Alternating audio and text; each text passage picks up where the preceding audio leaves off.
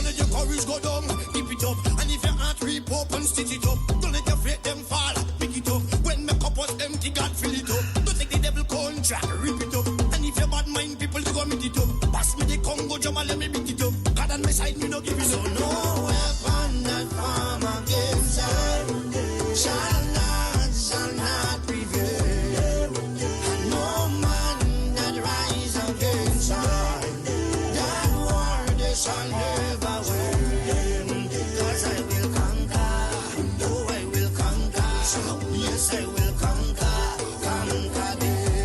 Come on, let's conquer, oh I will conquer, rise up and conquer them. Thank you, Father. I want to say thank you, Lord. You are everything, Father. Thank you.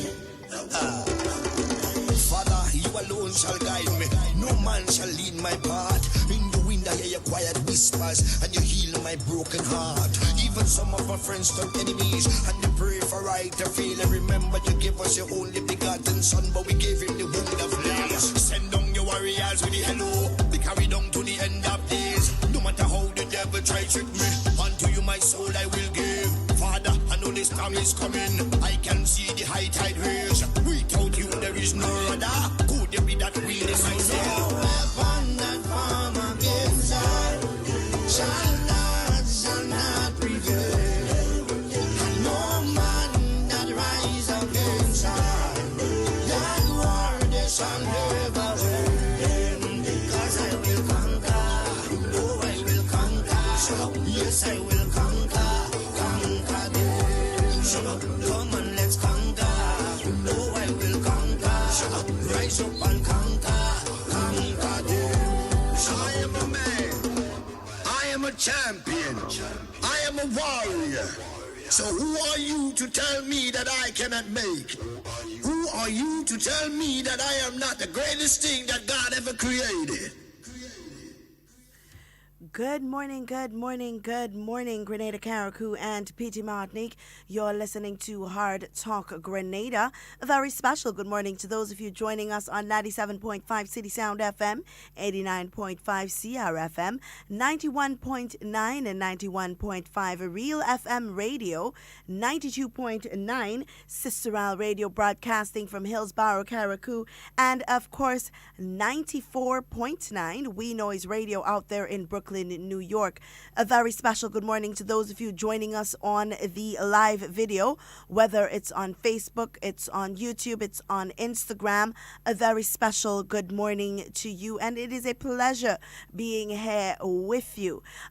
Just to give you an idea of what's happening this morning, we will be breaking this live video to join the Government Information Service, who will be bringing the post-cabinet briefing.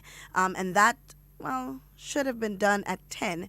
I guess there's a little delay in starting, but that will be facilitated by Senator the Honorable Simon Steele.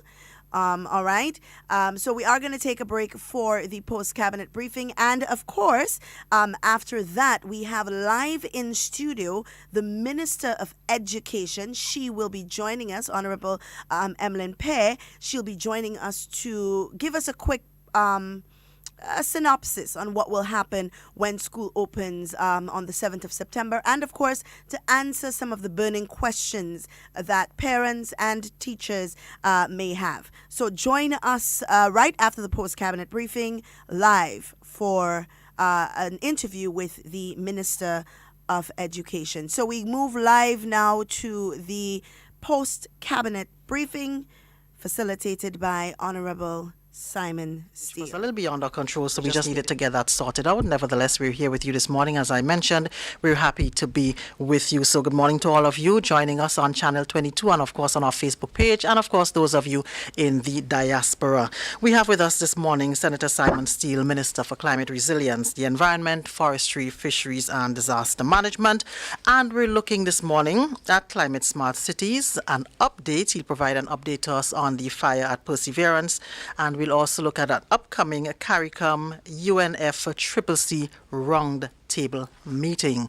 So without any further ado, I will hand you over to Senator Simon Steele. Good morning. Okay, thank you very much. Thank you very much, Leslie Ann, and a very warm good morning to our viewing and listening audience. I would like to start with an update on action that has been taken to address the fire at the Perseverance dump site. That fire has been burning since March, and is of particular concern, especially to local residents. Significant efforts have been made to date, and significant resources expended to address the challenges that have been faced. Just to run through where we are. So the surface fires that have been very visible over these past few months have now been contained and reduced by approximately 75% of what we first saw back in March. However, there are still subterranean fires which pose a significant threat. Some of the areas that are still burning are actually unsafe for the firefighters due to surface stability issues. As the garbage burns, the ground around it becomes very unstable. So safety has to be a major consideration, in addition to containing the fire, in addition to minimizing the amount of pollution, the effect that it's having on the local community. So to date, somewhere in the region of $250,000 has been spent on measures to contain the fire. There is daily wetting of the site, and it is a significant area by the fire service and the Grenada Solid Waste Management Authority team. There's been the creation of an access road from Halifax Bay to the Perseverance dump site and around the dump site to those areas where the fires have been burning. And this is to provide access, but also to provide water. A mains line has been run from Halifax Bay. So lines have been run, pumping equipment stationed along that route to provide adequate supplies of water for that wetting. So Solid Waste are working very closely with NAWASA within this regard. Additional personnel have been employed on a temporary basis by the Solid Waste Authority to assist the existing staff of the authority who have been working on a daily basis to address the fire. There's also been the deployment of heavy equipment. That is both to uncover areas where there's subterranean, below the surface fires, to expose those so that they could be wetted and put out, but also the smothering use of material to smother other fires. So the undertaking has been quite significant over these past months. And then the final area is all of the protective equipment. As I said, safety of workers is of paramount importance, and the firefighters. So additional protective equipment and fire suppressant foam, other materials that are used to control the fire. There is also a request for additional support from the authority, which will include air quality testing. Two options are being looked at. One is to acquire equipment so we could do our own testing over a prolonged period, or bringing in experts who are able to do that. It's important that we are aware of the air quality in the region, and ensuring that it is within safe limits. So that is being arranged at the moment. But it's important for us to get a perspective on this. This is not the first fire at Perseverance. Since the authority was established in 1995, this is the 5th major fire. And some of those fires have burnt in excess of a year. This is not a straightforward problem to solve. The core issue is the fact that this site, which has been in existence for over 50 years, is categorized as a dump site. It's not a managed landfill site. So materials of all sorts, organic, inorganic waste, are commingled. The decomposition process of that generates significant quantities of methane, which over the years build and are subject to spontaneous combustion. So these fires have been raging on and off for many, many years. So what the immediate focus of the authority is on, is addressing these immediate challenges to bring the fires under control and minimize the impact on the local community. But the authority has moved away from that dump site. That dump site will be capped in time, and there's a project I will discuss in a minute to address the long-term management of that site. But there is a new landfill site where there is separation, and that site is better managed, and that is what's currently being used. But in addition to that, the long-term solution through funding through the Caribbean Development Bank, funding in the region of $15 million is an integrated solid waste management strategy, which will look at the construction of a new cell, which will be properly managed. So the gases, etc., that are generated will be properly handled. The leaching, the liquid waste, again, will be managed. But in addition to that, there will be separation of waste. So those materials that are compostable, which can be reused for agricultural purposes, etc., but removed from that site, which can be decomposed of in a more sustainable manner, will take place, and only those items that are necessary for use in a landfill will enter that new cell, in addition to a number of other interventions. So we're looking at the short term, addressing the fire, the capping of that cell.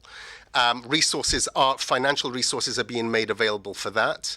The landfill site approach, which is currently being used, and then the longer managed landfill integrated solid waste management strategy. So we're dealing with this on a number of fronts.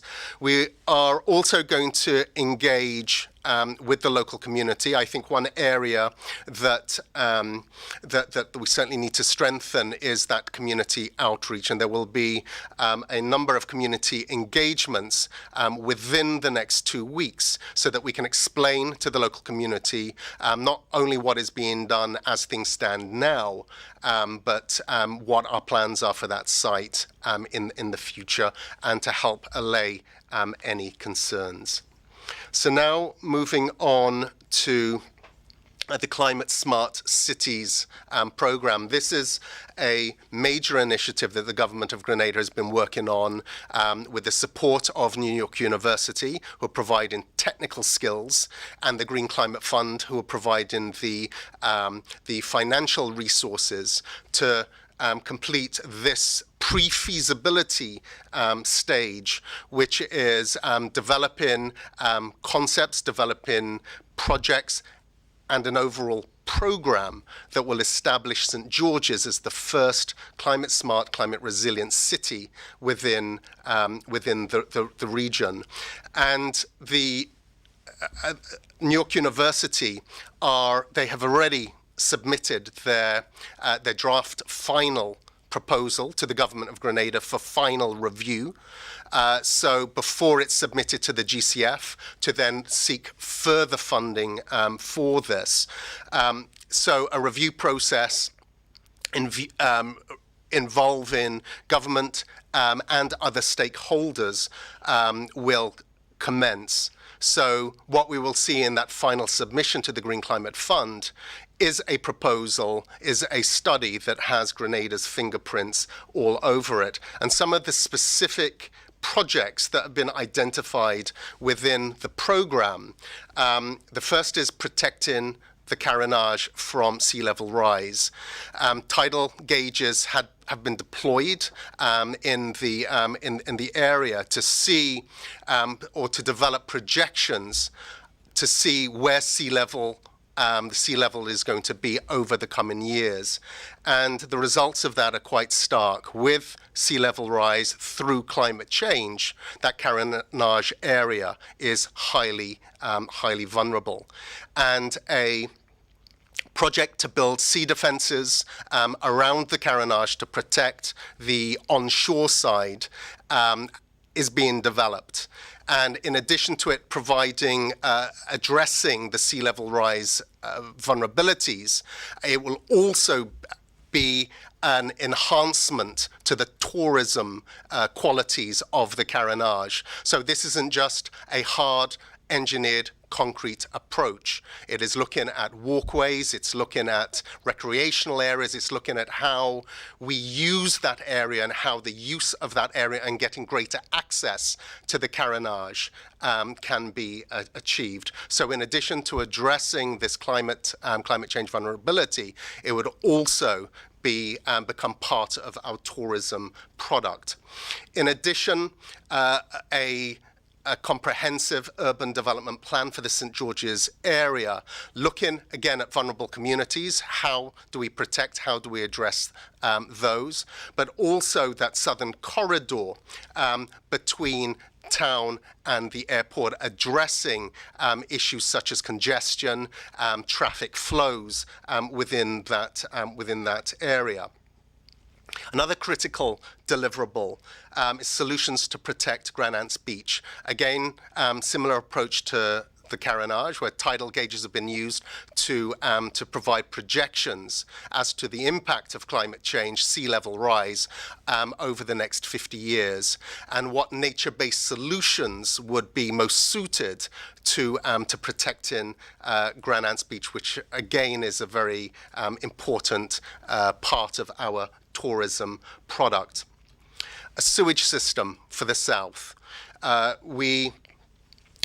things stand, that sewage is not treated, and that has a number of health and environmental implications. And it's something that we have, Grenada has been looking to do for many years. And part of the deliverable is looking at solutions that could be applied that will provide treatment for our sewage, starting in the south of the country. Our airport, our runway is at sea level or close to sea level. We are already seeing erosion to areas around the runway. So what solutions are required to mitigate those vulnerabilities? Grenville Coastal Road, a lot has been discussed recently about significant coastal erosion along that part of our coastline. Vulnerable communities that are situated there. What prescriptions are required to provide protections? And then the final area is extensive capacity building. We all know that climate change is here to stay. This is not about quick fixes. Climate change will have a significant impact on our physical development for the foreseeable future. And the need for us to build internal capacity so that we can start addressing some of those problems, some of those issues ourselves, rather than having to bring people from outside, is the final part of this proposal. So after we have reviewed the submission from the New York University. It'll be formally submitted to the Green Climate Fund, where we will be seeking, as I said, additional funds. We have already received proposals of additional support to strengthen the proposal from both the World Bank and the IMF.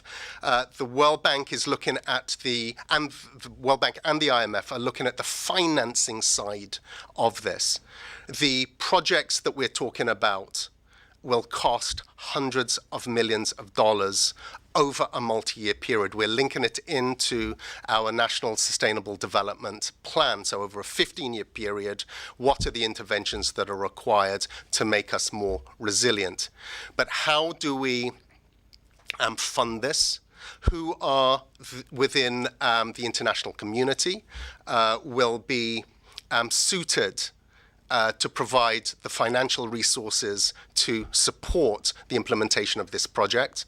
And then from a macro fiscal perspective, how would we absorb those investment inflows? What impact will it have on our debt? What impact will it have on our fiscal space? So we're working with the World Bank and the IMF to develop the financial models, the financial planning, to identify sources of funding, and how we would program that over a 15-year period.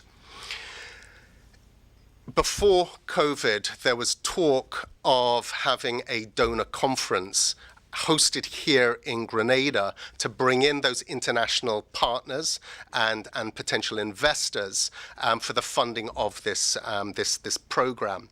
But with air travel as it is, we are speaking to the IMF and the World Bank as to what modality we can work with in this current environment, so that we could still have, whether it's virtual, whether we postpone it to a time where we can get international representation here. But again, the focus is very much on how do we finance this project. So it's not just coming up with bright ideas and lovely concepts on paper, but how we're actually going to make it happen. The final thing I want to touch on is later this week, Thursday, there will be a ministerial roundtable with CARICOM ministers of the environment and climate change, and the incoming presidency for the upcoming COP26, which is the major international climate change conference. That incoming presidency is the United Kingdom. This international meeting was scheduled for November of this year.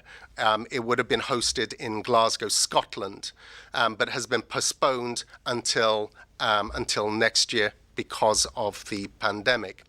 But Grenada will be chairing or co-chairing a meeting on Thursday with the UK Minister of the Environment, Alok Sharma, who is the incoming president for this meeting. And it will give CARICOM an opportunity to set out its agenda, its priorities for the postponed COP meeting in Glasgow next year. And some of the issues that we'll be raising is the most critical one, which is on financing. And for small island developing states who have very limited fiscal space, limited capacity to spend the hundreds of millions of dollars that are required for the interventions on each of our islands, that the international community needs to step up and fulfill its commitments in terms of providing financial and technical resources. The other point that needs to be stressed is the level of ambition and the speed of international action in this war against climate change. There are agendas that are seeking an interest, that are seeking to slow down the process for the measures that are required to address climate change. But as highly vulnerable small island developing states, we can no longer afford to wait. We're already seeing the impacts of climate change firsthand, whether that is through increased hurricanes as we are midway in to this hurricane season, whether it's droughts, flooding, other impacts of climate change. We're seeing that on a daily basis. So on that note, Leslie Ann. Thank you very much, Senator. A lot of information there for us. Colleagues, you've all heard it all from Senator Simon Steele. We now open the floor for your questions.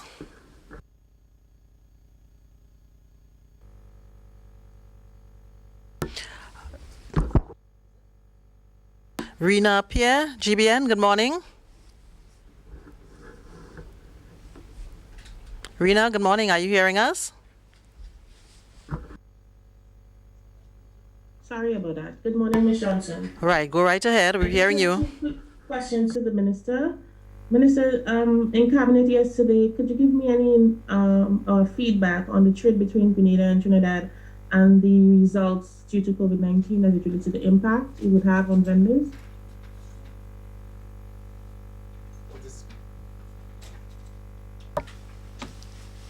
So discussions need to be had with the various traders between Grenada and Carriacou, and that engagement is starting. But there are clearly concerns from a health perspective with regard to Trinidad's status at this time. Also, one more question as it relates to the shelters for COVID-19 for the hurricane season, 2020. Could you tell me if Cabinet has approved that list as yet? Yes, the list has been approved. That's it for you, Rena? Any idea as to when we will hear the name of the shelters, or is it the one from 2019? It's an updated list, and that, if that hasn't already been communicated, it should be. Are we through, Rena? Yes, I'm through, Ms. Johnson. All right, great. Linda Straker, good morning.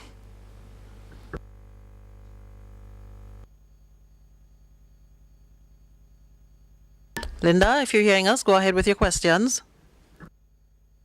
Was just unmuted. Okay, great. Go ahead. Thank you. Morning to Minister and to you, Les. Minister Steele, you mentioned a lot. With regard to the Perseverance fire, I am one who is affected on that on a daily, nightly basis.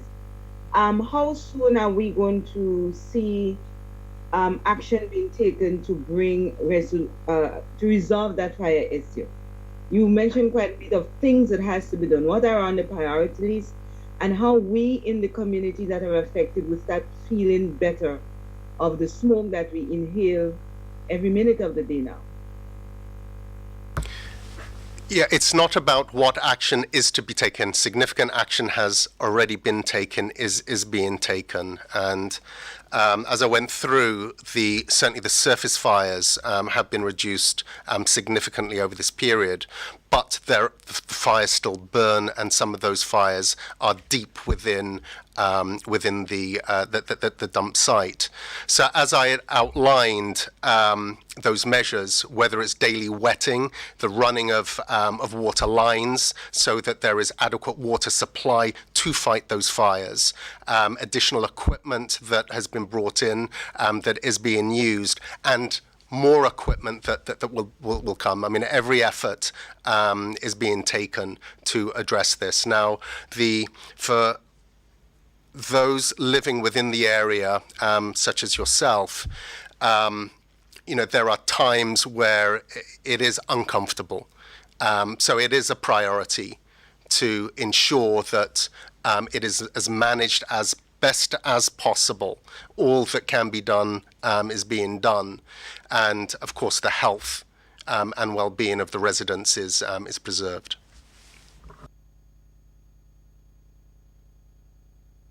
Minister, erosion around the airport runway. Can you tell us what are the immediate impact as well as the medium and long-term impact, and how soon are we going to see work being done to save the runway or change the runway? It's neither about saving or replacing. What we are seeing and the studies that have been carried out, we're seeing the threats of coastal erosion. So there are absolutely no issues, no concern about the functioning of the runway as it stands at the moment. It's looking further down the road, what needs to be done to ensure that the signs of erosion that we are seeing are addressed. So there are no immediate concerns, but it's something that needs to be addressed in the long term. I know there are other colleagues. With regard to the findings, the gauge monitoring that you mentioned for the Carriacou, are you in a position to share specific findings and recommendation? I know you did mention about building higher walls around the Carriacou, but can you tell us, for example, what is happening beneath the walls of the Carriacou water? Can you share with us some of the specific findings? I don't have the specific details with me, but the findings for both the Carriacou and for Grenada by 2050, so within the next 30 years, there would be significant sea ingress.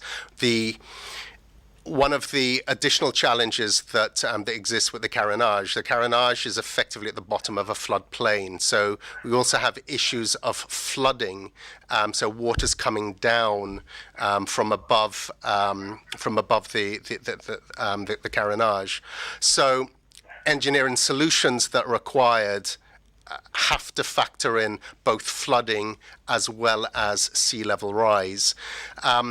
But the proposals that are being put forward seek to address both the critical need to protect the onshore areas, but also for them to be aesthetically pleasing, so that it does not just look like an engineered solution.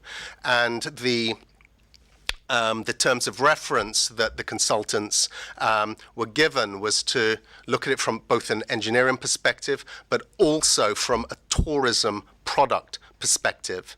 So in its execution, it will not only address the threat, but will also enhance the aesthetics and the functioning of the Carriacou area and be a tribute to the beauty of the town of St. George. Minister, my last I will be able to ask a few other questions is, in recent time we would have observed, there was a news item on one of the television stations, but personal observation among myself and others, that there are other parts of Grenada that is experiencing sea level rise, particularly the area of Telescope and some part of St. Patrick's. What is government plans to deal with these areas as we are seeing more water are moving inland, mixing with fresh and so forth? We're hearing a lot about St. George's. What is happening to the other parts that seems to have been also getting affected by sea level rise? Because of the vulnerabilities that we have seen, certainly up in the Grenville area, it was decided, Cabinet had decided that we were to expand the focus of the project from not just the St. George's area, but to specifically include that Grenville coastal road. So that is part of the work that is being carried out. So, but the general focus and for the funding agencies, the funding envelope that we're working within is for cities. So we had to confine the scope to that. However, the approach that is being taken and the comprehensive nature of this program, many of our national climate-related problems will also be addressed. And this is just part, so the intention is this is not to solve all of our problems, but it's to make a major step forward in tackling them. And with the focus that exists, it's already extraordinarily ambitious. The Green Climate Fund and other international agencies are looking to Grenada through this project to make it a flagship program, not just for the Caribbean region, but for all small island developing states. So what we're doing is very ambitious, very progressive, does not achieve all that needs to be done, but takes a massive leap forward in addressing our national climate vulnerabilities. All right, Linda, that's it for you for now. All right, we want to. So we come back to you. Nancy Maguire, good morning.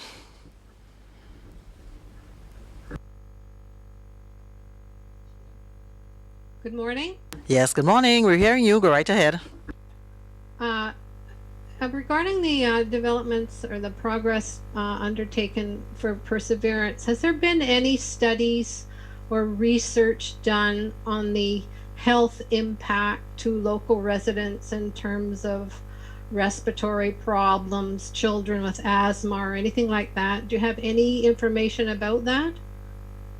And secondly, there's been quite a bit of public reaction to the project at La Sagesse in terms of environmental impact, and I'm wondering if your ministry is going to take a second look at this project in terms of what has been revealed by the public consultations and other developments on that project.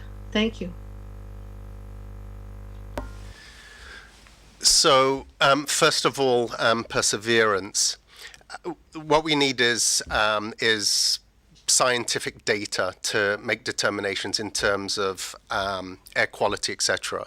And as said in my introduction, we will be looking either to bring in the expertise from outside to do that air quality testing and monitoring. But we're also looking at building that capacity ourselves so that we can monitor this on a long-term basis. But we need scientific data, which doesn't currently reside here in Grenada, in order to be able to inform the public in a more meaningful way. Regarding La Sagesse, I think the developers have spoken to a misstep that was made at the start of the project. An extensive environmental impact assessment has been carried out on the site. It's a requirement of the planning approval process. So all of the environmental sensitivities, what is required to protect and mitigate against the impact of the physical, the physical and social development, have been studied with very key recommendations and criteria that the developer must work to, not only in terms of securing that approval, but ensuring that they are carried out throughout the course of the project. The misstep was that a particular element of the for the project start, the clearing of the site, it was subcontracted. That subcontractor acted without notifying the developer, without notifying physical planning, which was a requirement. So the work was carried out unsupervised. The developer has spoken publicly that they will address all of the environmental damage that was caused as a consequence of this initial clearing will be addressed by the developer throughout the course of the project. So remedial action will be taken to restore those critical environmental assets. That's it for you, Nancy? Yes, thank you. Okay, Linda, you say you had... Oh, MTV, good morning. My apologies. You have a question?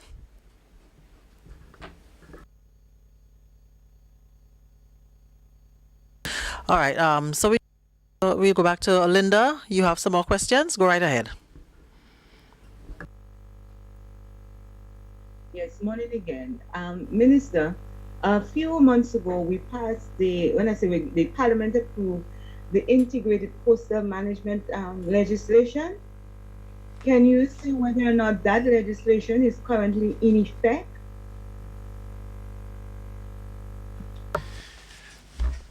I can't say whether it was, if it required gazetting, etc., but it's been approved by Parliament. So yes, it should be in effect. The focus within the ministry is actually the implementation of that. Responsible for its implementation? It's one of the agencies. That word integrated is a critical part. The management of our coastal zone and all of the environmental assets that are attributed to that go beyond just our ministry. So there are other government departments, there are other external agencies that will all be part of that process in terms of implementing and managing that policy. Instrumental in that is the establishing, setting up a management plan. Are you in a position to say if that plan has been done, if it has been drafted, if it has been overseen by a committee or the cabinet? The work that's required to enforce that legislation is significant. It's not something that happens overnight. There are various committees that need to be established. There's an institutional framework that goes, again, beyond the ministry that needs to be established.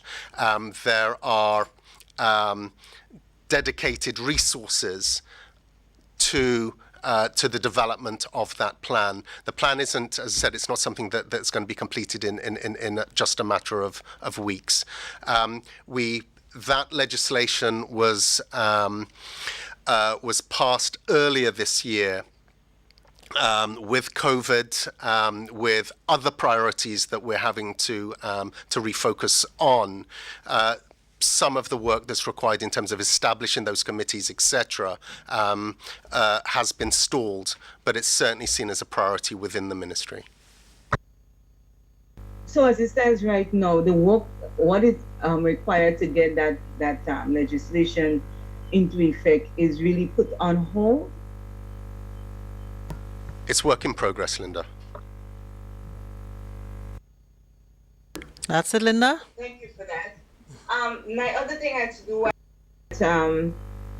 a few weeks ago we would have had what appears to be now the annual sargassum coming show. Can you tell us how much it would have cost government this time around to clear up some of the beaches? How much beaches were cleared up? Well, the clearing is... You mentioned it cost about more than $1 million. How much it has cost this year? I don't have the figures. We're still in the sargassum season, so monies are still being spent, work is still being carried out. But as you rightly said, what we found in previous years, it's costing somewhere in the region of $1 million for the interventions. We announced that it's looking positive that we'll get funding from the Japanese government to assist in the acquisition of equipment that will help us with the long-term management of sargassum. So whether that's tugboats, barges, booms, onshore raking equipment, other support supplies. So that we've submitted our proposal. We are confident that that support will be forthcoming, and that will strongly assist us in tackling this. Because again, what we're seeing year in, year out, the sargassum's not getting any less. It is, I think, again, it's here for the foreseeable future, and again, a consequence of climate change, and all of us in the Caribbean region are struggling to manage this. That's it, And Linda. my final question for today is, about 2 weeks ago, we would have had a news conference with Minister Oliver Joseph, and he mentioned that there is some adjusting to be taking place with the budget that was presented for 2020.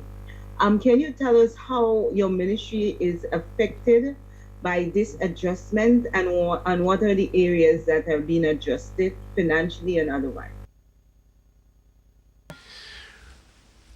The significant resources that are received by the Ministry of Climate Resilience, Environment et al. Are through external sources. A lot of grant resources are provided to support our projects, and we don't see any change there. What we're actively doing is seeking additional resources from outside, grant support, etc., to fund more programs within the ministry. That's it for you? Yeah. All right. Colleagues, anybody else have questions for the Honourable Minister?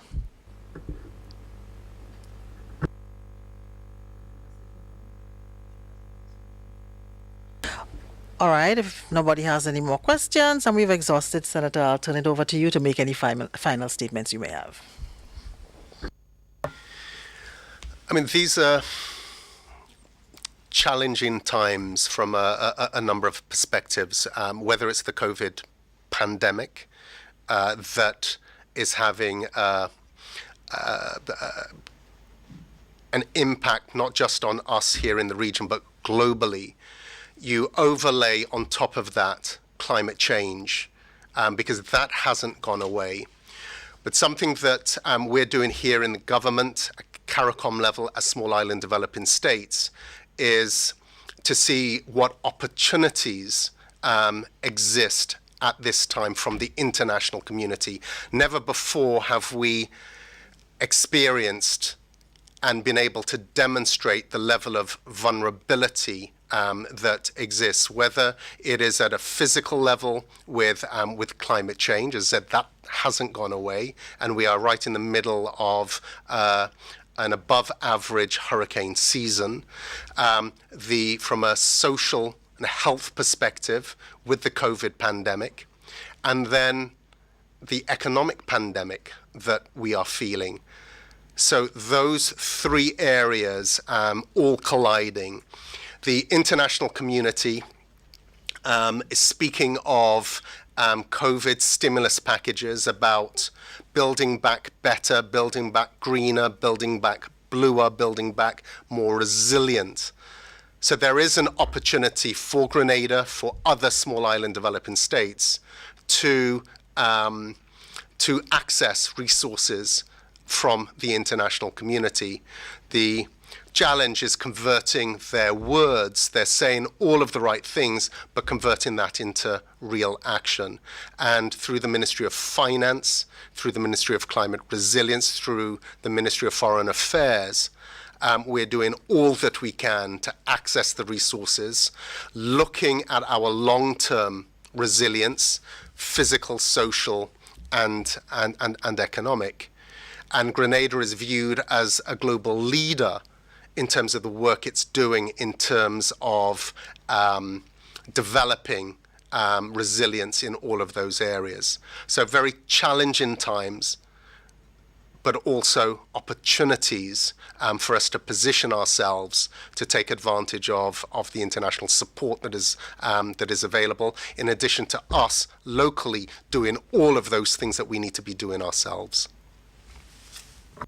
Thank you very much, Senator. Senator Simon Steele, Minister for Climate Resilience, the Environment, Forestry, Fisheries and Disaster Management. We do thank you for being with us here this morning. Colleagues, we do thank you as well for being with us and fielding all your questions. To Senator Simon Steele, we know there was short notice, but we do appreciate the fact that you took the time to be with us. For all those of you who joined us on Channel 22 on the Facebook page, and of course, those of you in the diaspora, we were so happy to have you. Have a blessed day, everybody. Thank you so much. I'm Leslie Ann Johnson.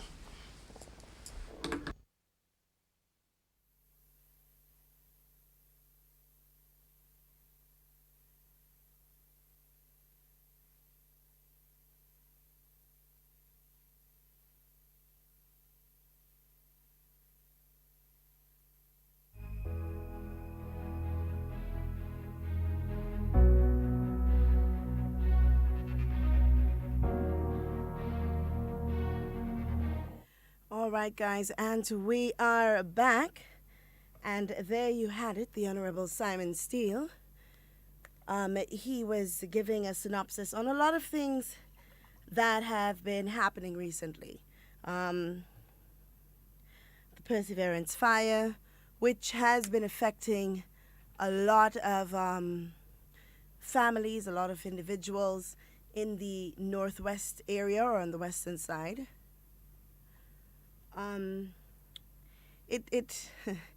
It's funny how things work, huh?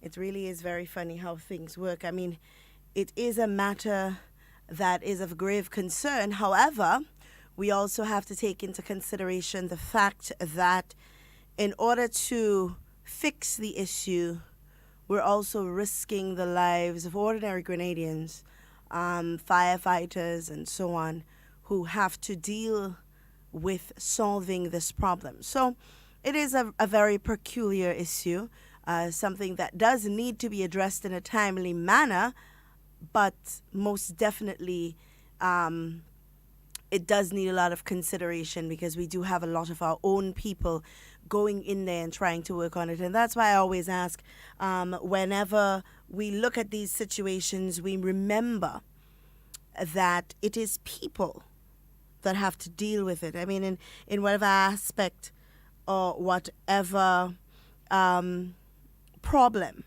that needs fixing, it is Grenadians that has to deal with it. So I want you to take that into consideration. And as promised, we are going to very shortly have with us the Minister for Education, who will give us a clear idea as to what is happening when school opens in September.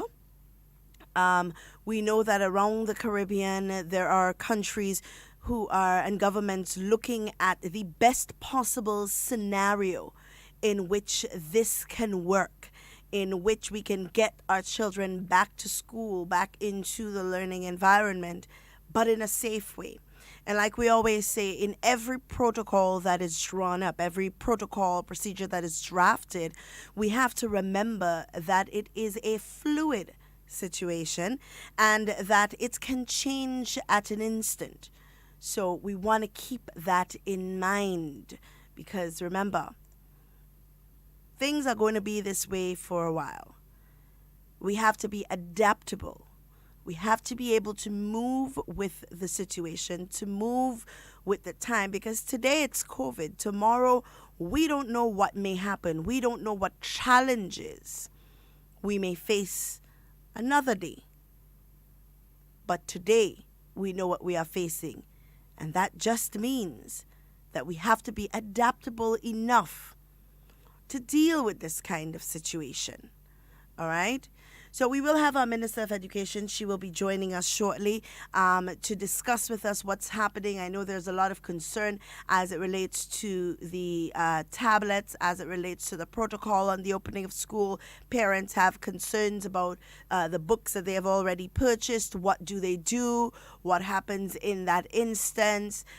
All of these questions, we're going to try getting them answered. In the meantime, what I can ask you to do is I can ask you to post your questions in the live chat box, because we may not be able to take calls once she is online with us.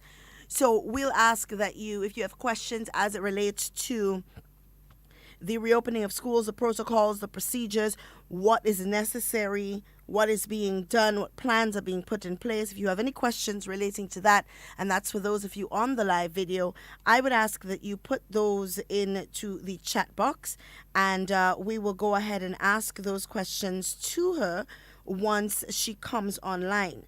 But this is an appeal to the parents that this is happening. In one way or the other, our children have to be educated. They have to feel some sense of normalcy. I mean, I hear some people saying, let's close school for the rest of the year. And then when we close school for the rest of the year, what happens to our children? Do they further regress? Are you as a parent going to pick up the mantle and say, okay, this is what my child needs to learn. I'm going to make an effort to teach it to them, you know? So a lot of things outside of just what the protocols are for the reopening of schools need to be taken into consideration. We need to identify, if we close schools for the rest of the term, what happens, you know? Does this put students in a state of regression? You know, what are we going to do with them for the remainder of the year? Are we going to put them in a place or leave them in a place where they have so much room to think and so much freedom in their minds that you know, wrong things happen? We don't want them. You want them to be as engaged as possible. So maybe not closing schools, that's probably not the best solution, but we need to find ways in which we can work with COVID, not even around COVID, work with COVID. You know, we have to find a way in which we can make the best of this situation. And no plan as it relates to COVID is ever going to be perfect. We have to understand that. No plan as it relates to COVID is ever going to be perfect.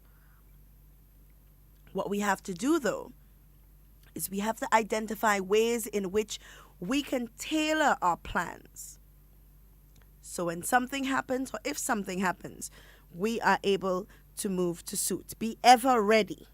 That's what it really is. To be ever ready in the event that something happens and our plans or our current plans are derailed. All right? So keep that in the back of your minds. Start having that conversation with your children as it relates to what we are going to do when school opens. You know, what is my child going to do when school reopens?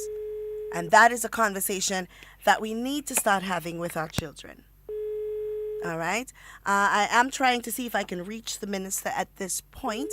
I know she said she was currently in a meeting, and she would most likely try her best to be available for 11 o'clock. So we're hoping that we are able to meet with her to discuss these matters. Last night, it was a rather interesting debate as it relates to education on Beyond the Headlines. I hope that those of you who did not get an opportunity to listen can go back and listen to the permanent secretary and so on speak on what is happening come September, why some of the decisions were taken, and how we move forward on the educational platform.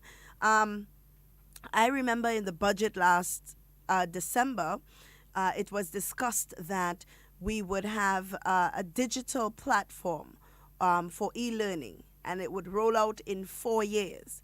And I must give commendations to the Ministry of Education, to the government of Grenada, for being able to take something that should have been done in 4 years and try their best to fit it into only a couple of months, you know? And still, it may not be as perfect as we want it to be, but we have to appreciate the fact that something was done. I mean, it could have gone all different ways. I mean, I spoke to many of my colleagues in the Caribbean, teachers who are expressing. Some of them have a school opening in September, and they have absolutely no idea what is happening. They have not seen protocols as yet. They've heard that they were getting devices. They haven't seen any arrived on the island as yet. They don't know if every student is going to be able to get one.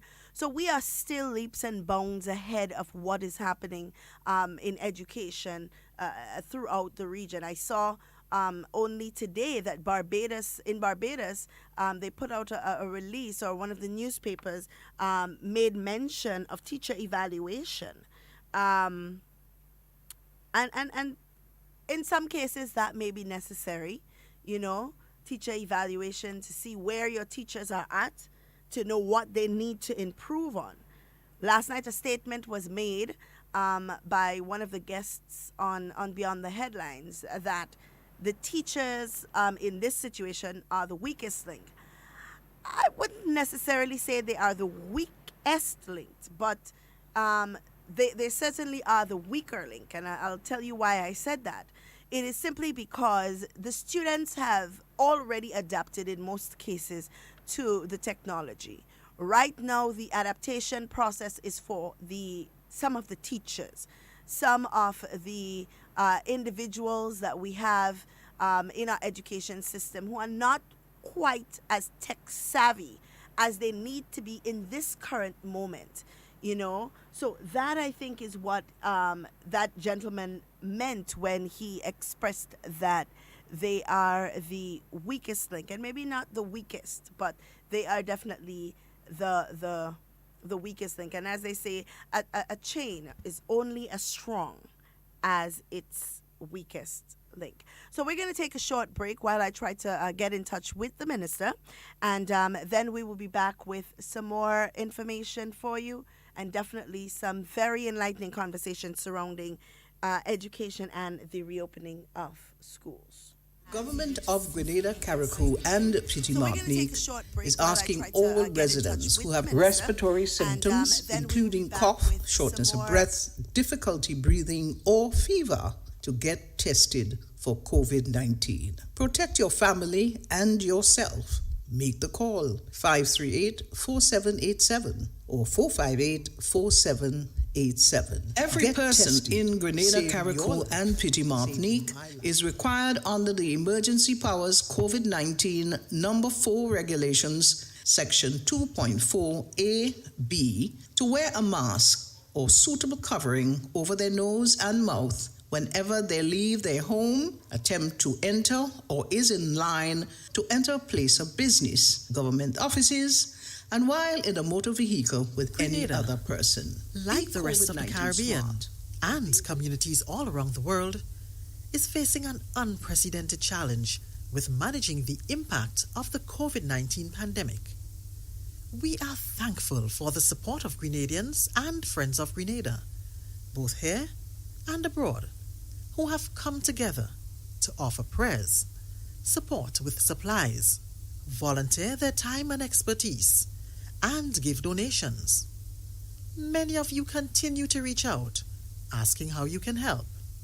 In response to your request, and to further streamline our procurement process of personal protective equipment and other supplies, the Government of Grenada has developed the COVID-19 Response Support Fund. The fund gives Grenadians, friends of Grenada, and organizations the opportunity to support and partner with us through donations in the fight against COVID-19. If you are in Grenada, funds can be donated at the Grenada Cooperative Bank at account number 413-000-849.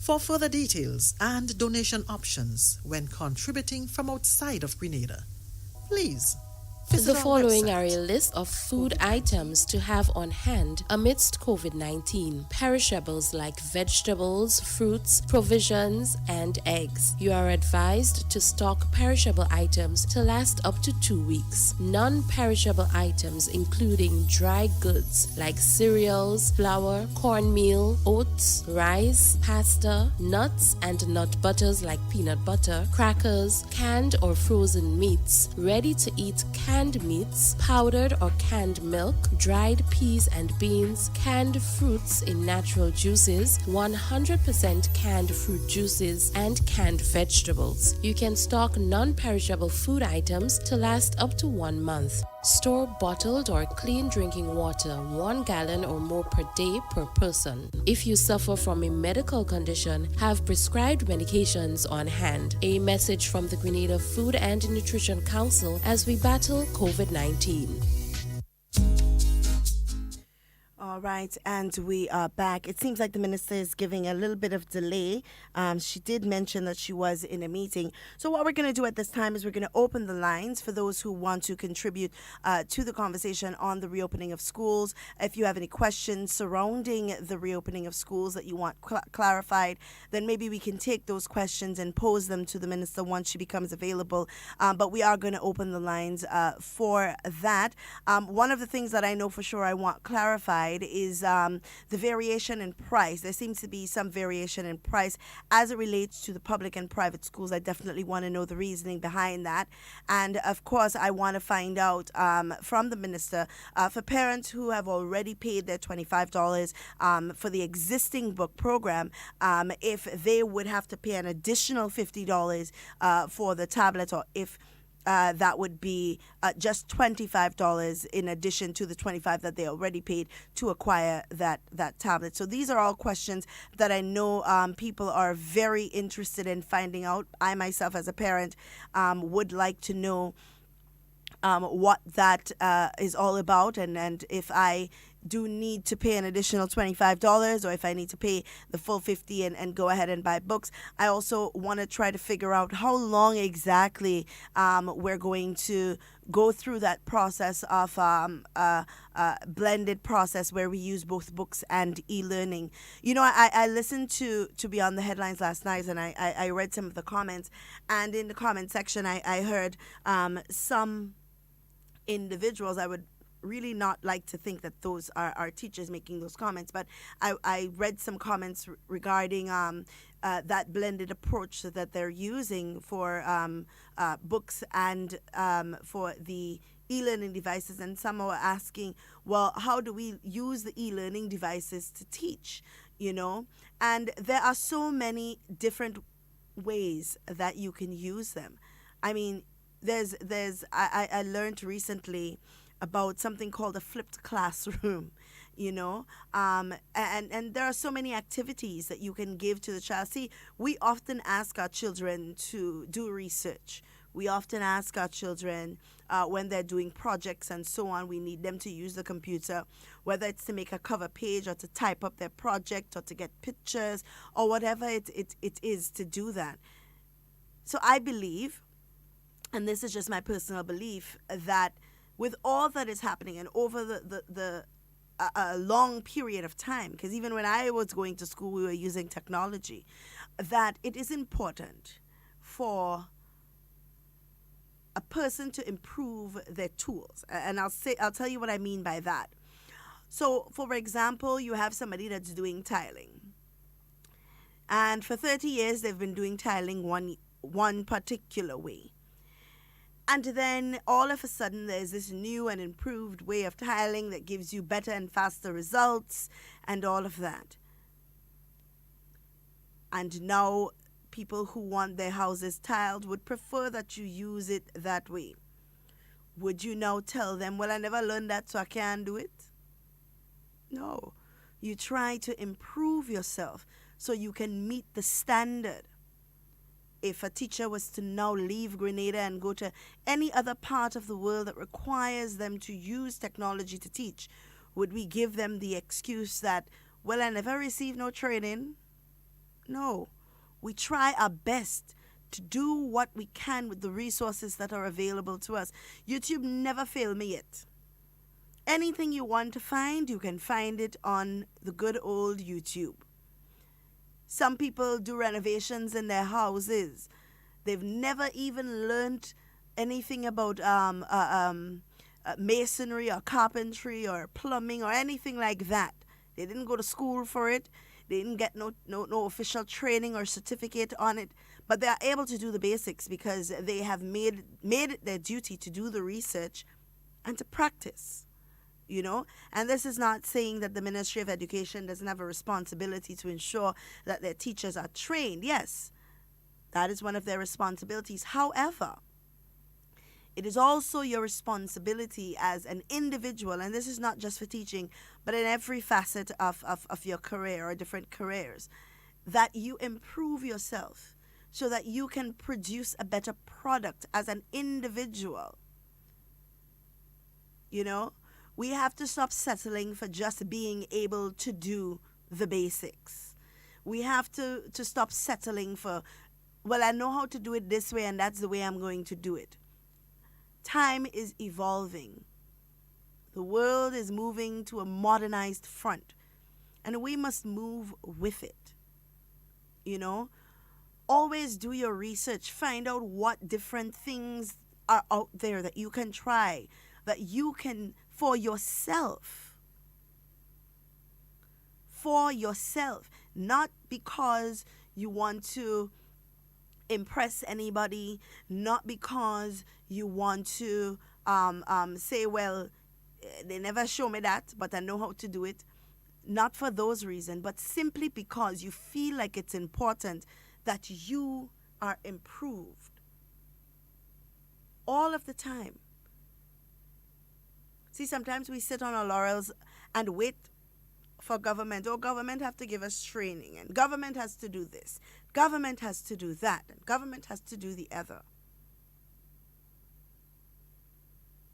And we fail to realize that we stand to benefit when we educate ourselves. And it's interesting to note, because we have people out here who are migrating, you know, to different countries. They talk about the mass exodus of nurses. I mean, I don't know where the mass exodus came in. But we have teachers and lawyers and doctors and people in different professions who go to different countries and do different things. Are they going to say then that the government in those countries didn't help them to improve themselves? Or do you find that they take the initiative and do it because it is necessary? I think we have a caller on the line. Oh no, it seems like we've lost that caller. All right, so caller, if you're listening, let's try again. But you have to try to advance yourself. Take a little YouTube class. You know, there are a lot of free courses online. Take a course. All of the schools have IT technicians. Speak to one of the technicians. I'm sure you have a friend that is an IT specialist or an IT technician, or somebody who is even knowledgeable about information technology. Try your best. See how you can advance yourself. So at least you can feel proud. You know? At least you can feel proud that you have accomplished something. All right? So we're going to go and get in touch with the minister right now.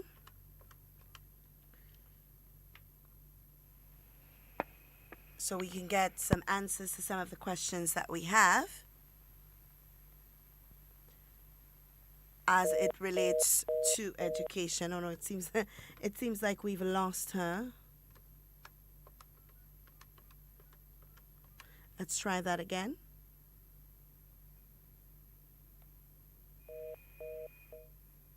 Nope. It seems like we're not getting through.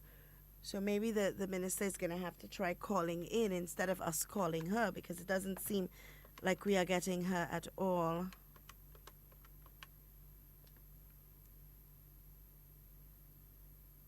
Going to try that again.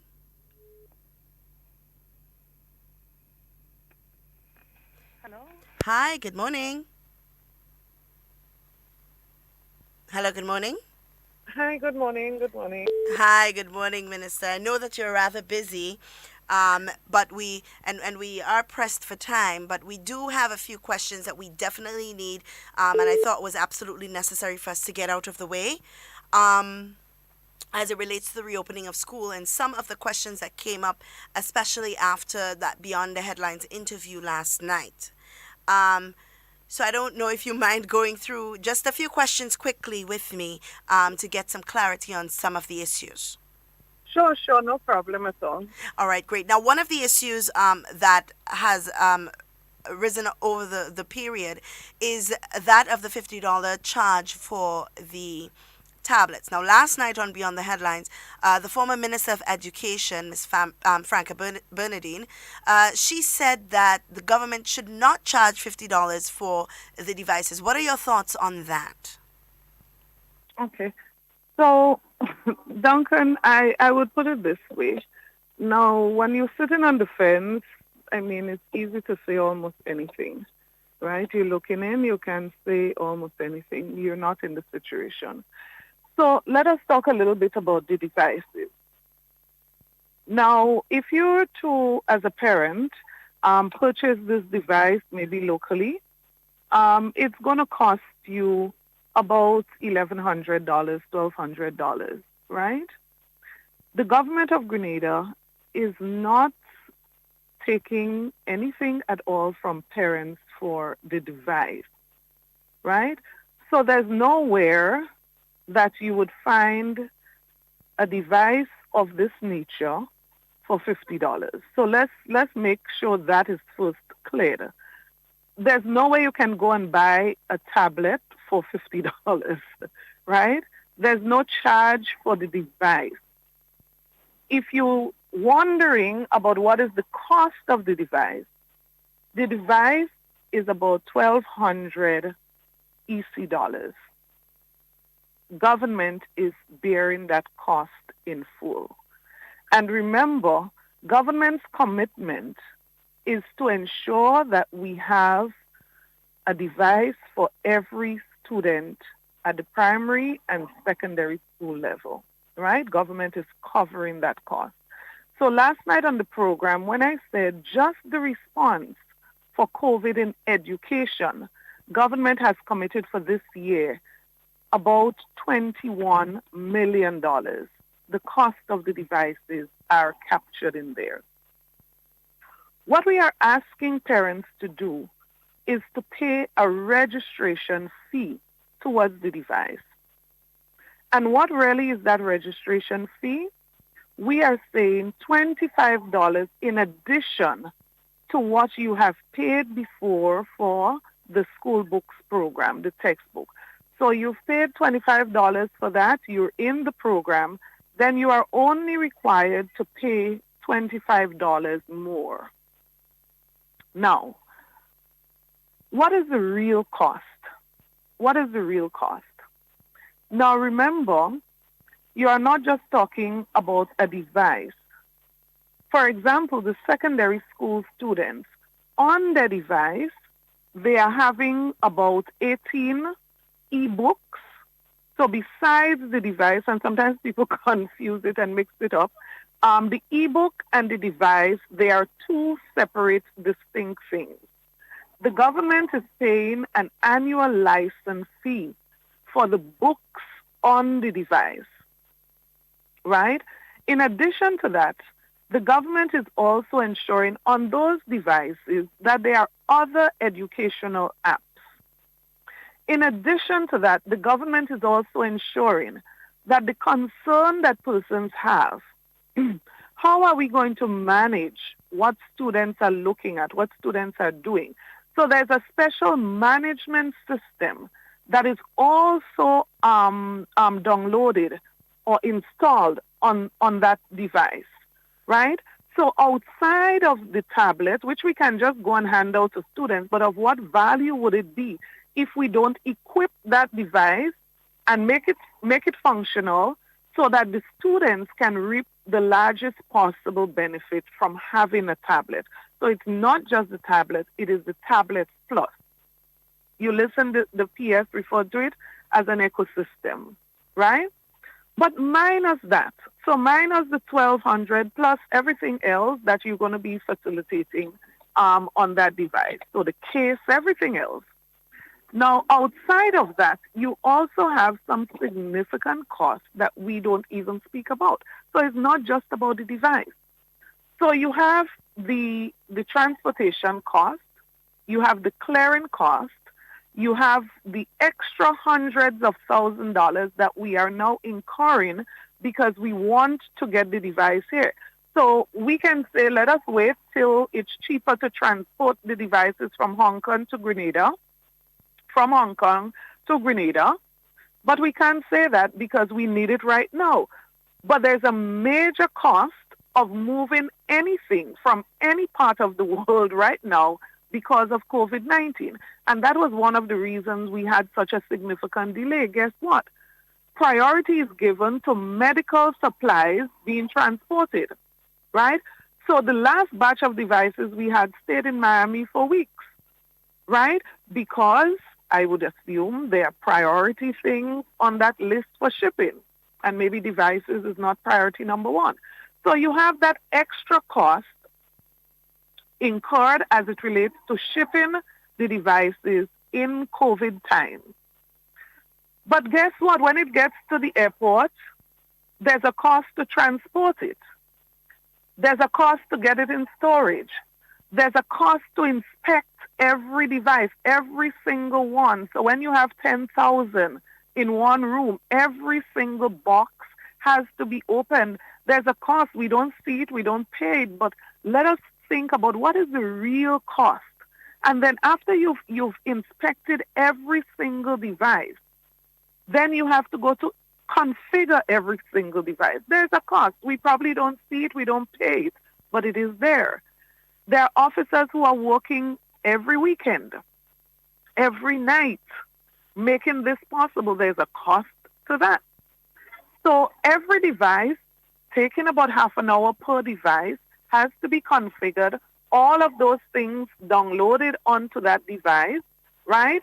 And then you have to ensure that the devices get to the end user. So it includes not just that, it includes the training, the orientation. Right now, we have somebody on island, and that person is actually going to be here for months helping to lead this process. It is a new process. It is a new thing that we have gotten into, and so you want to ensure that you get it right on this first occasion. So the cost is tremendous.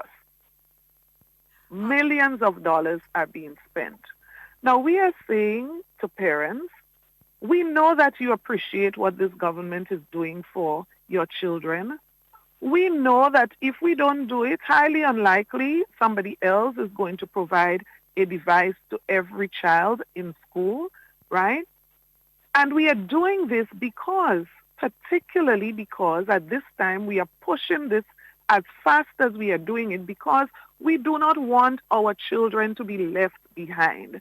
Meaning, God forbid we have to shut down all schools for some months, for a year. God forbid. The question is, are we going to say, just remain home? Whenever school reopens, we're going to continue teaching and learning? No, we are saying that we are setting up the stage to ensure that whatever happens in the classroom or cannot happen in the classroom, our students have an alternative.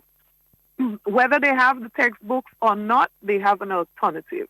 And so we want to ensure, and that is why to another thing that is critical that we probably have not spoken a lot of. Now, all of those apps, all of those books that we spoke about that is going to be in the first instance for secondary schools, all of those can be accessed without connectivity, meaning that you do not need to have electricity. You do not need to have internet to access all of those books, all of those assessments, all of those videos that are on your device, right? And we specifically did that because we understand the situation. But did we stop there? And let me just make the point, because you see, we're looking at this thing just as $50, right? And I want to encourage parents. We invest in a lot of things for children, right? And I wouldn't even mention some of them here. We invest in a lot of things for children. I want us to view this as one of those investments that will bear fruit not just now, but fruits in the future. So we talked a lot of what we did not have. So we did not have devices. And one person has to use their cell phone and share it with 5 children. We heard the cry. We heard the cry. And as a responsible, caring government, we responded to the cry, right? And we responded, which maybe many people are shocked because they probably never imagined that this government was going to respond in this way by ensuring that we are working towards every child having a device. For some people, you saw their comments, you heard their comments. This would never happen. Well, thank God it is actually happening, right? And we are saying government is putting out all of those millions of dollars. We are asking our parents to make a very small contribution of $50 as a registration fee to be part of this program, which is not just collecting a device. It is a program that includes and involves a number of things. But let us talk about after you have the device and after you have, so secondary students, after you have those ebooks on your device, right? Now, when you have a textbook that you go to the bookstore and they say to you, there's a new edition and the cost has gone up. And I want us to think about the $50 too in the context of one book. The average book in the bookstore, think about the cost. Think about the cost of an average book in the bookstore. So the edition has changed, and I have the same situation right now. My first son, all of his books are still in very good condition, and I started passing it down to the younger ones, got to my second son, and guess what? I cannot pass them on in the excellent condition to my third son. Why? Because there has been a change in the edition. So I have to now go, the same book, I have to leave it in good condition and go to buy the new edition. And the new edition might be one page with 2 minor changes. The new edition might be a new cover and some minor changes inside of the book. But guess what? I have to pay another $50 for that one book, or $100 or $100+ for that one book, right? Now we are saying with this new program, there would now be no need for that new edition because the technical people are going to go in the system and make the update, make the change, and it is accessible to the child without the child even realizing that a change has been made. So I want us not to get into what I consider to be a political debate in some quarters, that we should not be asking persons to contribute anything. If you ask me, I think the government has been very reasonable to ask persons for the system that they are going to get to contribute an additional $25. Okay. Now, I am very much aware that there will be parents who are just not in a position to contribute that $50 registration fee. And it is the same case with school feeding. It is the same case with the school books program. It is the same case with almost everything that we have existing where parents have to pay a contribution. What happens in all of those cases? This government consistently has demonstrated its caring nature by making special allowances for parents with special needs. That is why, Duncan, every year this government has spent millions of dollars in programs such as the Back to School, School Books and Uniform program, where we provide hundreds of persons throughout Grenada, thousands of students actually, because I know in my constituency alone, on an annual basis, over 400 parents benefit from this program. And that is a way of government saying, we understand that you may not have sufficient to buy all of the pencils, all of the rulers, all of the school socks and so on. It is our way. This is not new. We know that there are parents who would need help. And I don't believe anyone can question the track record of the new National Party's government for reaching out and supporting vulnerable families. Now, in addition to that, you don't just have that program where we provide those vouchers to very vulnerable families during the August vacation, but you also have the SEED program under the Ministry of Social Services, where thousands and thousands of students every month receive an allowance from the government to assist them with transportation. Now, guess what? This government, because of its caring nature, even during COVID, where no children were taking transportation to go to school, this government continued to pay parents that allowance. So it is not new to us to know that we have to put a mechanism, a support system in place for those persons who really genuinely cannot afford to pay that $50. And the track record is there, very, very clear, that anybody would understand that that is a given under the new National Party's administration. All right. Very, very, very, very informative, Minister. I want to quickly, because we're running out of time, but I want to quickly touch on, you mentioned the book program, and parents are asking, and I was a bit confused as well, so I'm hoping to gain some clarity, that most parents on the book program have already paid their $25 to receive their books. Do they have to pay an additional $50 for the tablets, or is it for those parents a reduced cost of $25 to incorporate what they've already paid for the books? Right. So I'm going to try to say it slowly so that everyone understands on this occasion. We have said it before, and we would continue to repeat it over the next couple of weeks to make sure that everyone understands what we are saying. The government of Grenada, recognizing the situation and knowing its commitment to vulnerable families, have tried to make this as simple and as affordable as possible. Hence the reason we took a decision, and it was announced in the past, and we will continue to announce it so it gets to everyone, that persons who are already in the school books program and are currently paying $25 towards the school books program do not have to pay $50. They will only be asked to pay $25, making a total of $50 for textbook and ebooks and all other apps and all other services provided through this program, right? And so the same arrangement, generally speaking, made with regards to the school books program, generally speaking, will be the same arrangements made.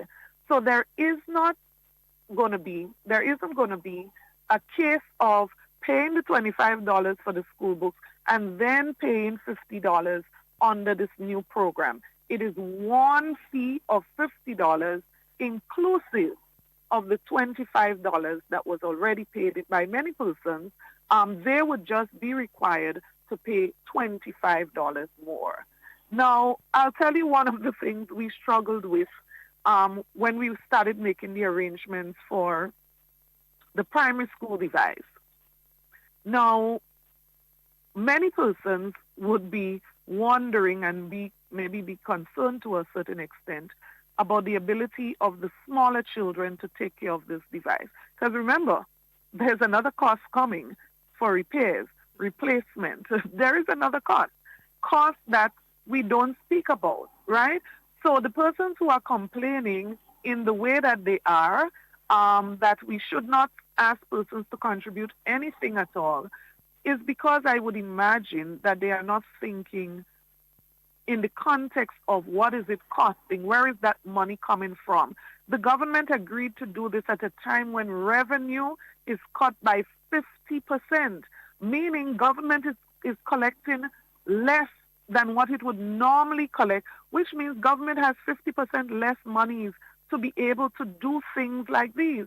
Even in a time like this, we decided we are going still. And I like to use the old people way of saying it. We ban and we belly and we're still going forward. COVID or not, we are still doing this because we are committed to it.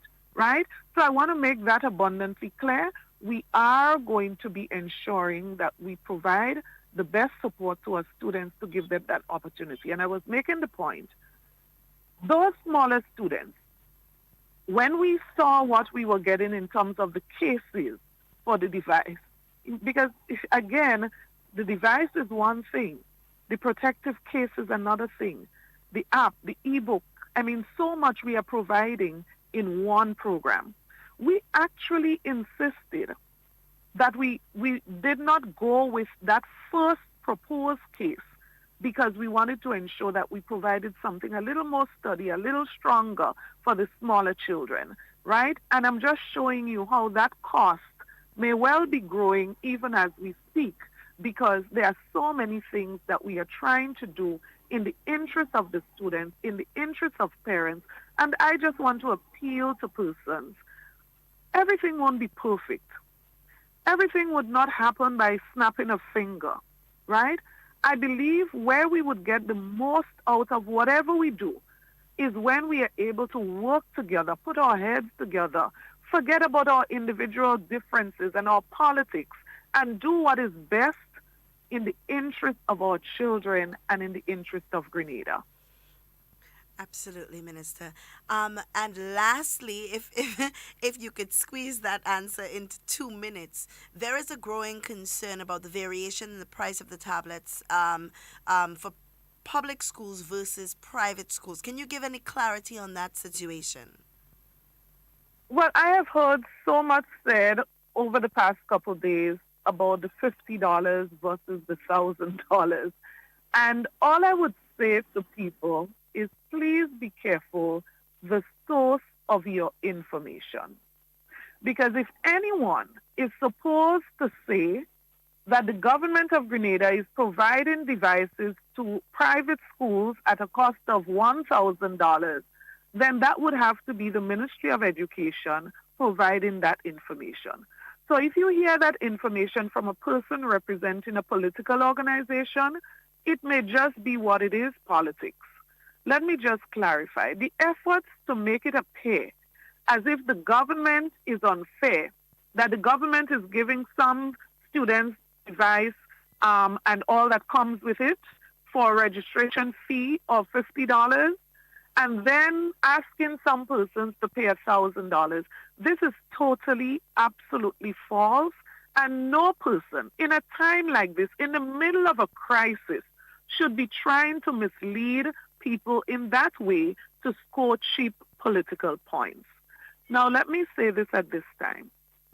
I have no clue what any private school or any private business is doing as it relates to provision of devices.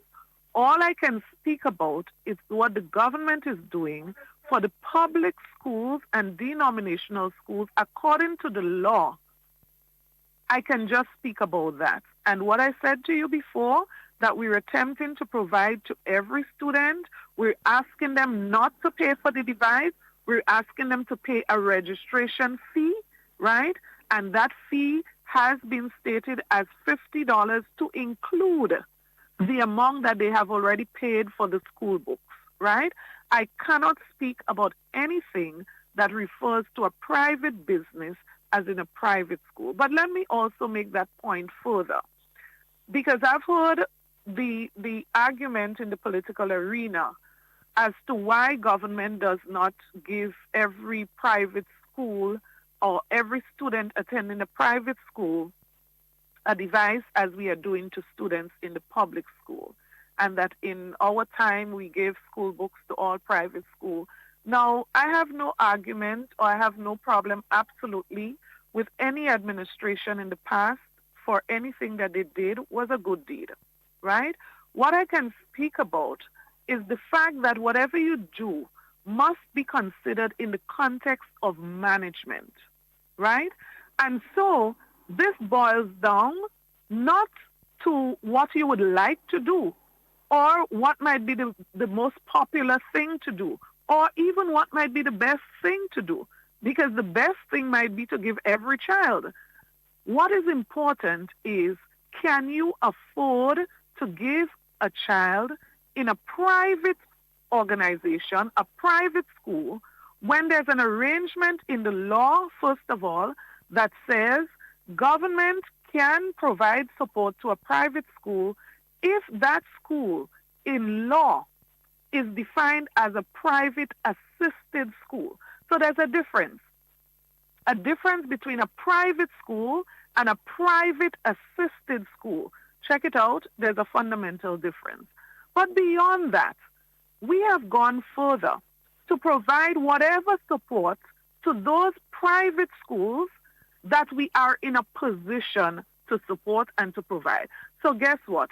Every school, the cost under the MESH project to provide high-speed internet that they can now ask students to purchase a device, over $100,000 for the equipment used to install in those private schools by the government through the MESH project. We did not charge those schools because this is a funded project and we were able to do it for all schools across the board. The MSTER platform had one cost.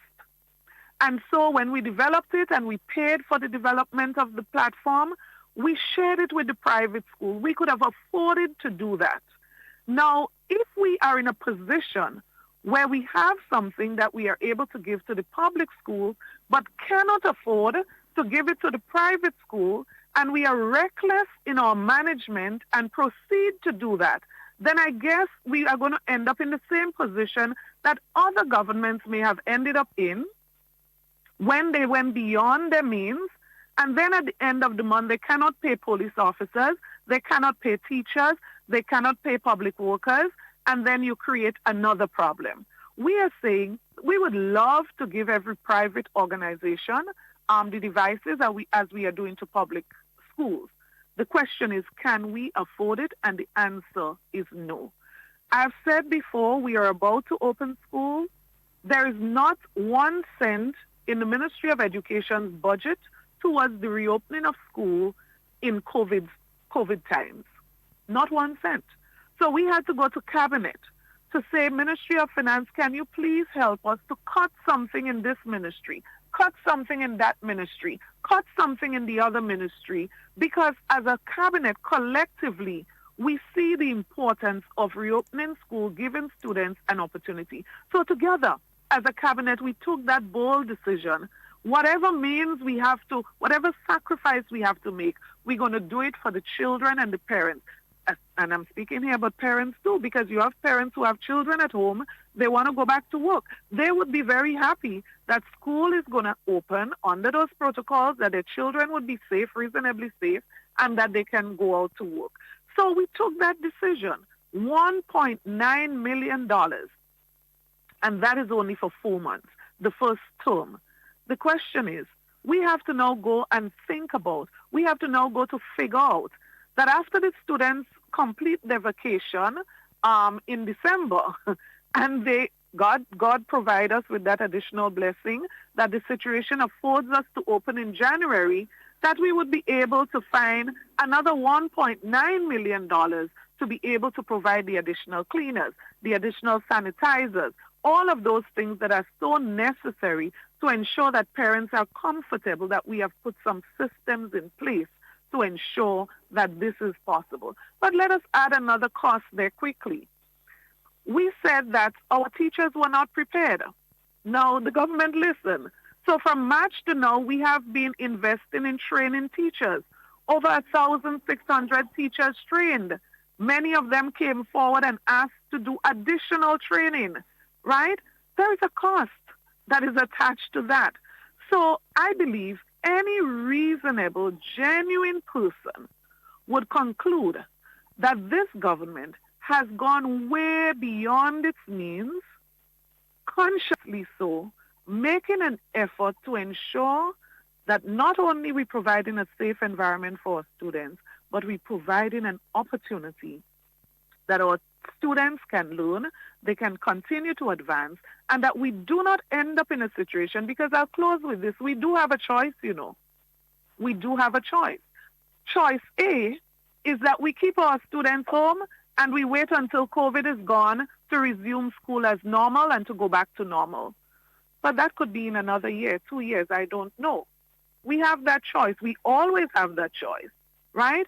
Or choice B would be that we do everything possible, working with all of our stakeholders to provide the opportunities, to find ways to raise the revenue, to make certain things possible. And I believe if anyone is genuine and honest, they would give tremendous credit, regardless of what you feel or think about this government. You would give tremendous credit to this government for its efforts and for all that it has done during COVID-19 period so that we can be where we are at this time. You don't have to like the government. You don't have to like the Prime Minister. You don't have to like what we're doing.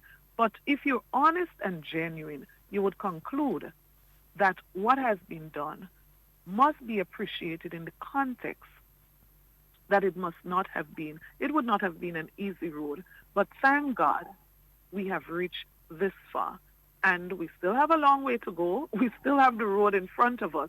But if we walk it together, if we walk it in a united approach, I am sure that we're going to look back smiling at what we have been able to achieve during this period. So this is not a period for politics. And I still try to figure out how some people get the nerves to be able to try to play political games in a time like this. This is a time for us to put our ideas, our efforts, our energies together, forget which political organization we belong to, and just simply think about Grenada, simply think about the children who we do not want to leave behind. That when we look at where the child in St. Kitts or the child in St. Lucia or the child in Dominica is after COVID-19, we can smile and feel proud that our children were not left behind. Absolutely. Well, thank you so much, Minister. You have given us a wealth of information here, and you have definitely clarified a lot of the misconceptions that have been lingering out there. I hope that the people who are supposed to be listening have been listening, but we thank you so much for taking the time out of your busy schedule to speak with us. You're welcome, and have a good day, all of your listeners and your online viewers. God bless all of you. You as well. Thank you so much. All right, guys, we have come to the end of our program. And as we say here every day, in whatever you say and whatever you do, be safe, be secure. I always want to be talking with you.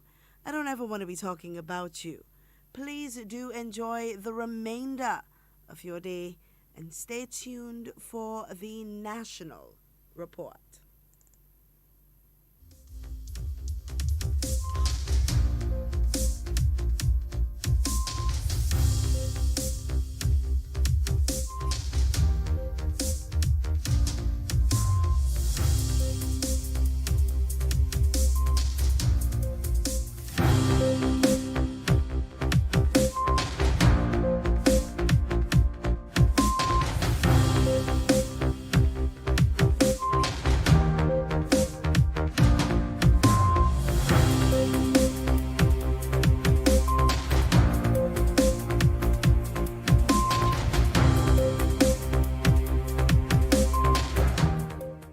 Hillsborough Health Center and Princess Royal Hospital are being upgraded to smart facilities.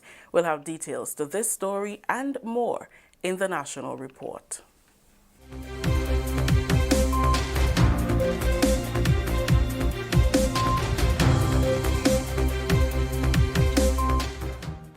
Welcome back with the details to the news for Monday, August 24th, 2020. I am Rakisha St. Louis. The health sector in Carriacou is to benefit from further upgrade with work on the Hillsborough Health Center to transform it into a smart facility. Work is already underway on the Princess Royal Hospital to the tune of US $1.5 million. The US $1.8 million Hillsborough Health Center project is being done under the Pan American Health Organization's Smart Health Care Facilities in the Caribbean project. It has been funded by the United Kingdom Department for International Development, DFID. Minister for Carriacou and Petit Martinique Affairs and Local Government, Honorable Kendra Mathurin-Stewart, who has a keen interest in improving the safety ratings of medical and health facilities on the island, is grateful for the work being done to improve health care in Carriacou. She extended her sincerest gratitude to PAHO, WHO, and DFID on behalf of the government and people of Grenada for coming forward to upgrade both the Hillsborough Health Centre and the Princess Royal Hospital. The Hillsborough Health Centre and the Princess Royal Hospital are our two main health care facilities on island. And so I am very grateful for the work that is being done presently to improve these facilities, which I know in turn will improve the delivery of primary health care to our people in Carriacou and Petit Martinique. The transformation project under the Hillsborough Health Centre involves the installation of an entire new roof system, inner and outer walls, windows and doors, the installation of smart electrical fittings, plumbing, air conditioning systems, among other things. These projects are all geared towards providing safer and greener health facilities so that we can deliver care in times of disaster. The Hillsborough Health Centre upgrade project is expected to be completed by December 2020. Minister Mathurin Stewart highlighted the significant contribution the projects are making to the economy. The project is expected to be completed, that is the Hillsborough Health Centre project, is expected to be completed by December of 2020. In addition thereto, mention must be made of the economic spin-off these two projects are having on our local economy here in Carriacou and Petit Martinique. The Hillsborough project is to the tune of US $1.8 million, while the hospital project is to the tune of US $1.5 million. These projects are creating employment opportunities, especially among our youthful population, and so it is assisting us in terms of revitalizing our economic activity on the island of Carriacou during these difficult times. Continuing the news, one Grenadian student is among 21 of the 2020 to 2021 Chevening Scholarship awardees. Alvin Holas promises to be an ambassador as he pursues a master's in international business and emerging markets at the University of Edinburgh in Scotland. Holas, who was a guest on the GIS Spice Morning Show on Monday, said his decision to pursue a second master's degree in international business is based on his desire to perform and maintain relevance in a changing and competitive market.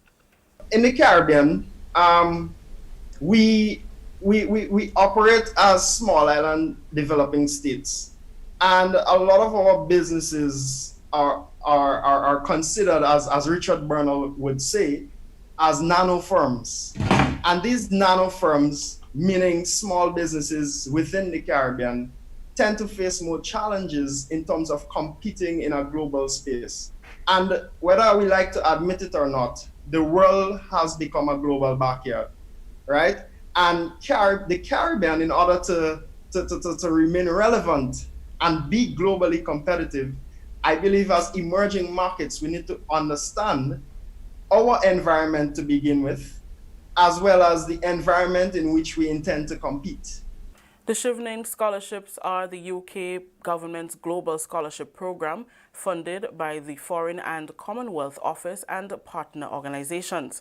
The program offers awards to outstanding scholars with leadership potential from around the world to study for a master's degree in any subject at any UK university. Applications for the 2021 to 2022 program will open on September 3rd, 2020. Holas encouraged Grenadian students to take a leap of faith to secure a brighter future. Take control of your future and rule your destiny, right? Chevening scholarship application opens in 10 days. Go online, chevening.org, and fill out the application form. You know, as long as you have the prerequisites for the scholarship. If you don't have it, work towards building it, because like Chevening, there are many other scholarships out there. This is not the only one, right? And yes, this one is a prestigious one, and you know, I mean, it will be nice welcoming more Grenadians into the Chevening family. But hey, opportunities are out there. You have to put yourself out there and seize those opportunities. The 2020 to 2021 awardee will complete his master's degree in August 2021. This is the National Report. The news will continue after the break. The house was shaking. Then suddenly saw we hear bang, crack, and the roof had gone. Man, I was so scared, I nearly wet myself. Only those who have lived it can truly understand the devastating fury of a hurricane's wind. The house across the road just get up and roll over. Hurricane force wind. It's a hazard. Hazards. Take control. Reduce your loss. You can hurricane-proof your home. For example, make your roof more wind-resistant by using screws instead of nails in its construction. Find out more about hurricane force winds and other hazards at your local disaster office. A message from the National Disaster Management Agency and SEDERA. Welcome back. Efforts to resuscitate the coconut industry in Grenada continue as the Ministry of Agriculture and Lands provides support to farmers who benefited from a tissue culture coconut initiative in 2016. More in this Minabuka report. The project is supported by the Government of Grenada through the Ministry of Agriculture and Lands, the Yucatan Center for Scientific Research, CC, the Mexican Embassy in St. Lucia, and the Inter-American Cooperation on Agriculture, ICA. Under this joint initiative, there was the provision and establishment of improved early-bearing cultivars that are high-yielding, disease-resistant, and of good tasting quality for coconut farmers. One of these farmers is Joy Peters, who received 5 of the tissue culture plants in 2016. He's very happy that he was selected as part of this project. Peters is preparing for the harvesting of some of these coconuts from his tissue cultured trees. He expressed his satisfaction with the progress he was able to make. I was very happy being one of the farmers selected to grow this coconut, and to show my appreciation, the least I could have done was to take care of the coconut plants, to make the ministry and ICA happy and rehabilitating the coconut industry in Grenada, and we could be self-sufficient in coconut once again.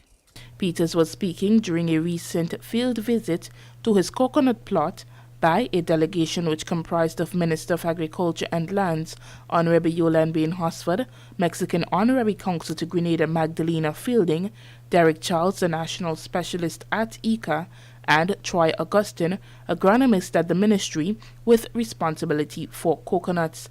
This visit was done on Friday, 14th August, at Peters' farm at Lassages.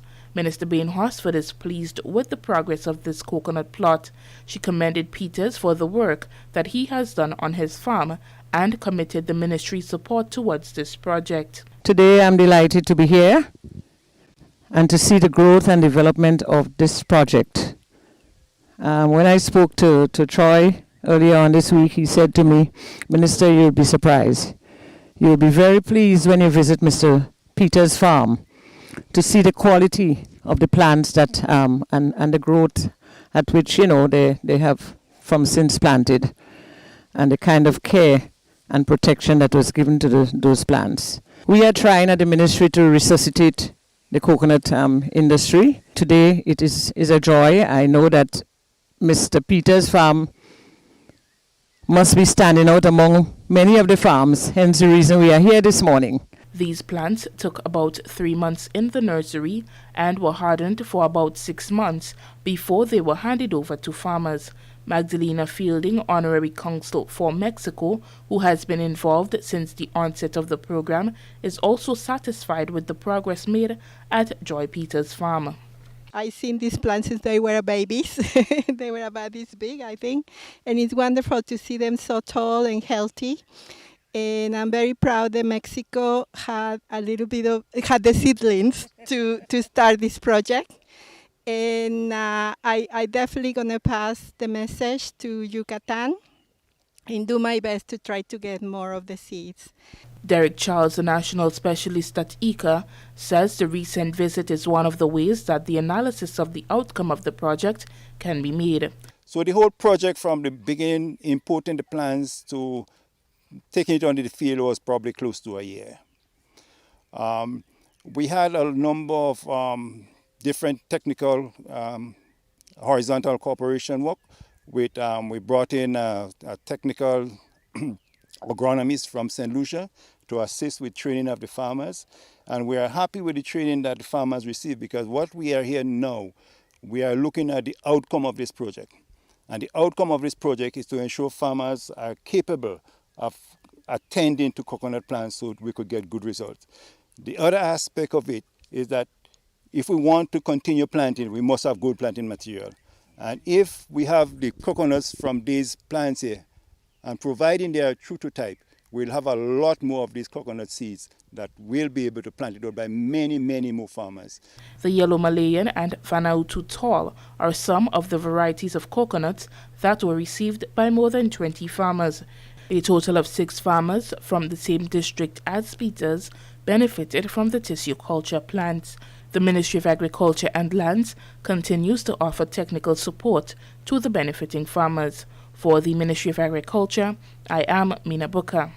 That story just ended the national report for today, Monday, August 24th.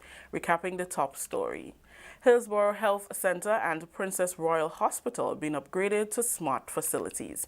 On behalf of the entire news team here at the Government Information Service, I am Rikisha St. Louis saying thank you for joining us. Until next time. Stay up to date with all that's happening with the new national party, NNP. Send us a message via text or WhatsApp on 405-8683 with your name, email, and constituency. Stay in the know with NNP. Get updated.